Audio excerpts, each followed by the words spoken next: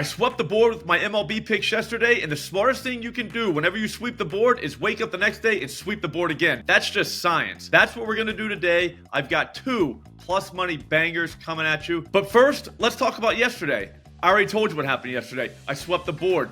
The psychos almost swept too. Anybody that psychoed Yuri Perez got 6 plus. Guess what? He got 6 plus. Anyone that psychoed Logan Allen did not. He only got 5. But here's the thing. We got a world-class cover out of him. I don't know if you watched that game, but he had like 100 pitches going into the last inning. They didn't pull him. They said, buddy, you go back out there. You strike out one more guy for all the people, and then we'll pull you.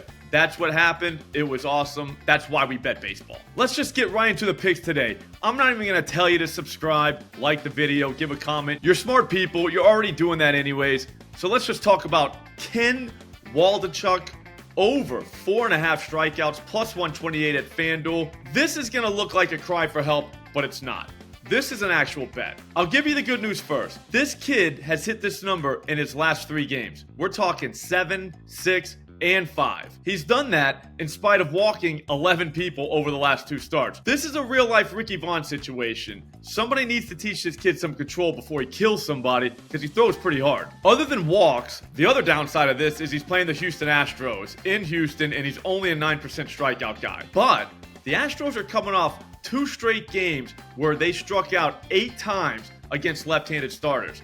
One was Justin Steele, who's a 12% guy, so that makes sense. But the other was Drew Smiley, who got 8, but he's only a 10% swing and miss guy. Keep in mind, our boy Waldichuk was a 12% swing and miss guy last season, so maybe we're looking at a little bit of positive regression here. This is where it really goes sideways, though, because there are only 5 guys in this lineup that strike out 20+% against left-handed pitchers. Besides them, there's a bunch of sub 10% guy that are probably going to be in the lineup, which is never fun. But we only need 5 strikeouts here. And if this kid doesn't get his teeth kicked in, he should last because the A's have let him throw 100 plus pitches 3 different times this season. One time they let him throw 114 pitches. It was ridiculous. I think he gets home tonight. This isn't that crazy, even though it is. It's the exact type of move we need to spice up a Friday night. Before we get to the last MLB pick, we've got a Bryce off in Atlanta tonight. Seattle's throwing Bryce Miller. The Braves are throwing Bryce Elder.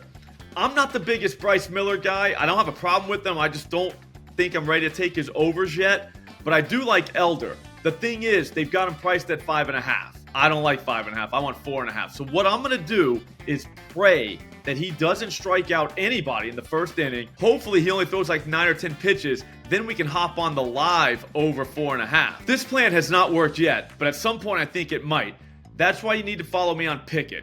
It's a bet tracking app that's connected to all my sports books. If you follow me there, you'll be able to see what I do when I do it. I'll make sure to sync it too, so that way the second I bet this, if I decide to bet it, you're gonna get notified. If you don't have Pick'It, no problem. Pause this video right now, open up your app store, download the app, use Slops Locks as the promo code. They'll actually give you money.